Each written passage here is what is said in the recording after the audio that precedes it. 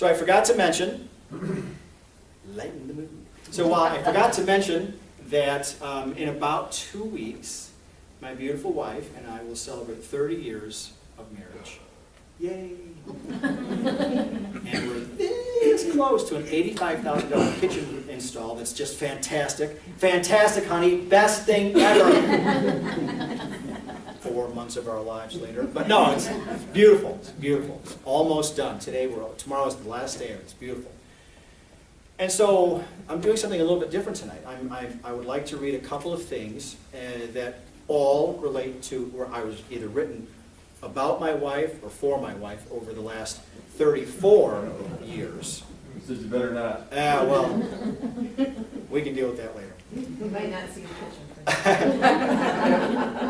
It's all right. I've been telling you for 3 months now that, men, particularly husbands, statistically we die earlier, right? So I'm probably going to die soon after the kitchen is done, but she'll have a beautiful kitchen for her and her new boyfriend. So it'll be fantastic. Fantastic. So this is from my last book. It's called The Edge of Middle. It's a collection of essays and poetry and short fiction that's about the journey towards and into and through middle age. I don't mind telling you, because I consider you all friends now, that that transition for me was rough. We have 2 adult daughters I mentioned. They're 26 and 24, and just the lights of my life. And so when they both moved out, one with a boyfriend soon to become a fiance, one just to get on with life, it was hard. It was real hard. And that's what that book is about, The Edge of Middle. This particular story is called Lost Socks. Now I know what the other sock feels like. You know, the one found alone in the dryer when its mate disappears? The joke is always about that one sock that mysteriously vanishes into thin air, never to reappear. You know that you threw 2 socks into the washer and dryer, yet only one somehow survives when that last buzzer sounds. That sock gets all the attention. But what about the one left behind? I was that sock recently. My wife, of 21 years this week, coincidentally, went on an 8-day Caribbean cruise in August. The trip was courtesy of her aunt. Where's Jerry? Jerry. Where's Jerry? Another lady here named Jerry. Her Aunt Jerry. Who the hell knows that there's going to be 2 Jerrys in your life? So, hello. Okay. Courtesy of her aunt, who is perhaps the most generous person that I'm blessed to know. It was right up my wife's alley, a Food Network celebrity cruise. Kelly is a chef herself. Indeed, my newly diagnosed diabetes aside, we are both foodies. She knows every cooking show on television, old and current, like Roger Ebert knows movies. We were just back from our own summer vacation in July when the opportunity was offered. Well, the cruise fell during the first week of school.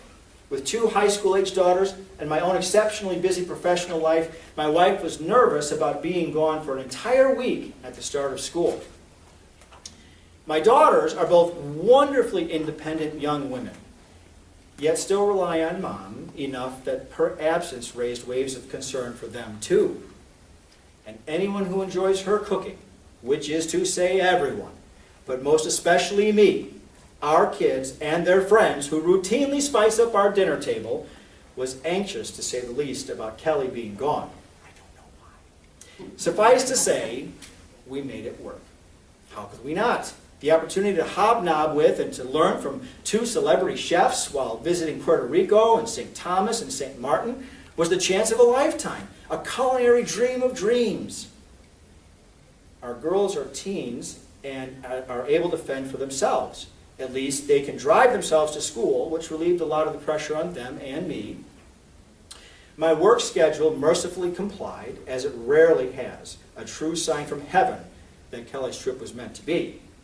And most important, Kelly pre-made 5 meals for us. We only had to thaw, heat, and serve. The other 3 nights, we happily and proudly supported the local restaurant industry. Still, it was a rough week for all of us, but especially for me. The sock left behind, mateless, for 8 whole days.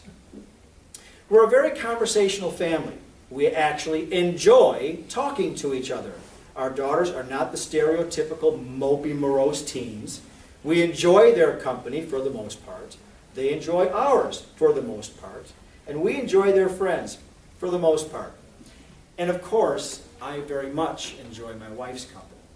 So it was difficult not being able to touch bases with her for long stretches of time, either because of economics, the exorbitant cost of the on-ship phone and or cell service, or inconvenient scheduling. Sure, we could text, but texting comes in a very distant second to hearing your life partner's voice, being able to share a chuckle, or a groan of commiseration, or simply to say or hear, "I love you," in the middle of a long day. Dinner was also okay. We didn't burn anything. We didn't overcook the rice or undercook the chicken this time. No one starved, and that was the best bottom line that we could reasonably expect. Still, something was missing. Actually, someone was missing.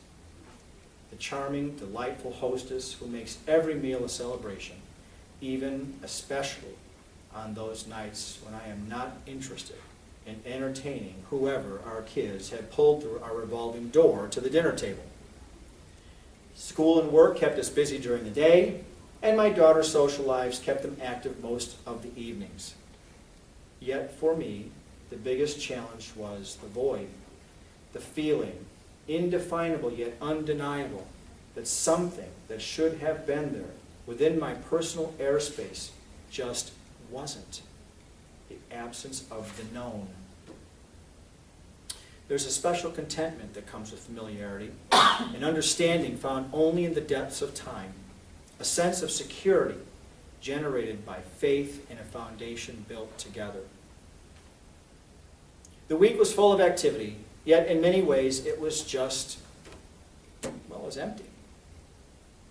I'm glad and I'm grateful that my wife had this chance. She deserves more than I have ever given her and more than I likely will ever be able to. Yet I admit selfishly that I was happiest when I threw her luggage into the back of the van picking her up from the airport. After 21 years of marriage, we are old socks. A little thin in places, not as elastic as we once were, but reliable, comfortable. Together, we make a great pair, but apart, one is lost.